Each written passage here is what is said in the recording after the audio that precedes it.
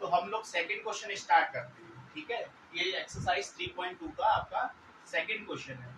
हम कौन सा मेथड यूज में ला रहे हैं बेटा? Substitution method. और सब्स्टिट्यूशन मेथड को हिंदी में बोलते हैं, सुनो, प्रतिस्थापन विधि। तो प्रतिस्थापन का मतलब क्या है कि अगर कोई चीज इधर है तो उसको उठा के दूसरे में रख देना, तो हमें वैल्यू मिल जाएगी इजीली। अब उसको किस तरीके से करेंगे, तो आइए बोर्ड पे देखते हैं। तो देखो, अब हमारे सामने ये दो इक्वेशन है, s minus T is equal to 3, और दूसरी इक्वेशन हमारे सामने है s upon 3 plus T upon 2 is equal to 6। तो मैंने क्या किया, इस इक्वेशन को मान लिया इक्वेशन नंबर 1 और इसको इक्वेशन नंबर 2।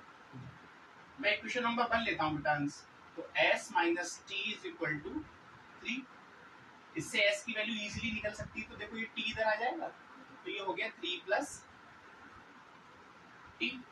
इसको इक्वेशन नंबर मैंने बोल दिया 3। अब जो s की वैल्यू आई है, इस s की वैल्यू को उठा के मैं 2 में पुट कर रहा हूँ, ठीक है। अब तुम कहो कि सर आप इसमें ही क्यों पुट कर रहे हो, इसमें क्यों नहीं कर रहा हो? इसमें करेंगे तो उससे कोई फायदा नहीं होगा ना, हमें इसको सॉल्व करना है ना। तो अगर हमें इसको सॉल्व करना है तो हमें s की वैल्यू उठा के इक्वेशन नंबर 2 में पुट करना पड़ेगा। तो इससे फायदा क्या होगा? इससे फायदा ये होगा कि जैसे ही मैं s की वैल्यू उठा के यहाँ पर पुट करूंगा तो ये t में चेंज हो जाएगा, ये पहले से t में है, तो पूरा फंक्शन एक वेरिएबल में आ जाएगा, जिससे हमारा क्वेश्चन इजीली सॉल्व हो जाएगा। देखना, आप देखोगे चीजों को तो ज्यादा अच्छे समझ में आएगा। अब देखना, मैं s की वैल्यू उठा के 2 में पुट करता हूँ। तो मैंने लिखा पुटिंग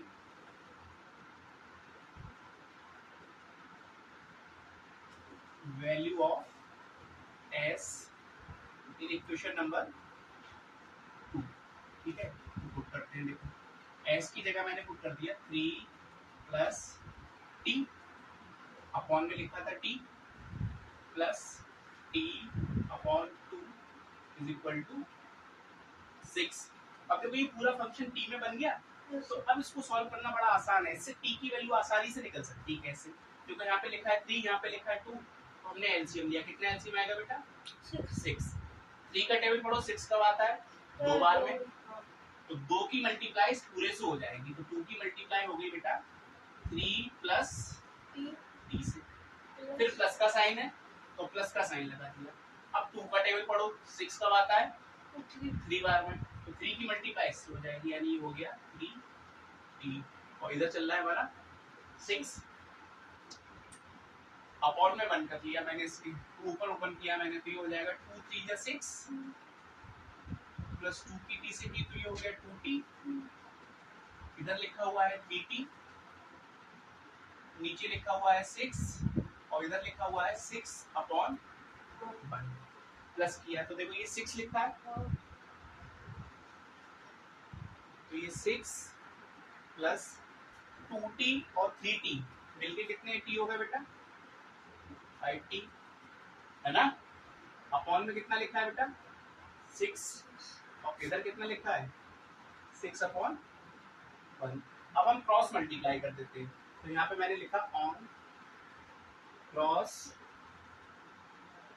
मल्टीप्लिकेशन, तो इसकी मल्टीप्लाई 1 से होगी, तो ये तो ऐसे ही आ जाएगा 6 प्लस 5t, और इसकी मल्टीप्लाई इससे होनी है, तो ये आ जाएगा 36, ठीक है।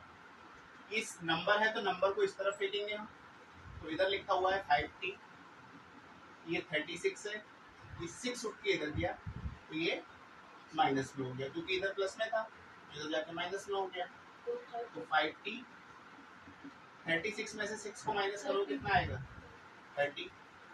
तो t की वैल्यू आ जाएगी बेटा 30 अपॉन में 5, 5 and 5, 5 to 6, तो t की वैल्यू कितनी आ गई बेटा? 6, ठीक है।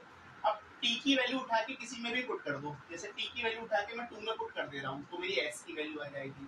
तो देखो मैंने क्या लिखा, मैंने लिखा पुटिंग